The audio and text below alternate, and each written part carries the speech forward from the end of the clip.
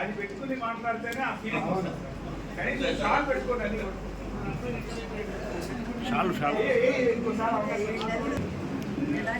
Sir, యాక్చువల్గా నా retirement December 2025, but జెడ్ఆర్ఏసి ఇది చివరిది కాబట్టి ఈరోజు సన్మానం చాలా అదృష్టంగా భావిస్తుంది. ఎందుకంటే రాష్ట్ర స్థాయి ఇద్దరు ఉన్నతాధికారులు, డైరెక్టర్ ఆఫ్ రీసెర్చ్, అలాగే డైరెక్టర్ ఆఫ్ ఎక్స్టెన్షన్, అలాగే అసోసియేట్ డైరెక్టర్ ఆఫ్ రీసెర్చ్, అలాగే మిగిలిన జిల్లా అధికారులు, ఇంతమంది ఉన్నతాధికారుల చేతుల మీదుగా ఈ రిటైర్మెంట్ ఫంక్షన్ చేయించుకున్నందుకు చాలా సంతోషిస్తున్నాను.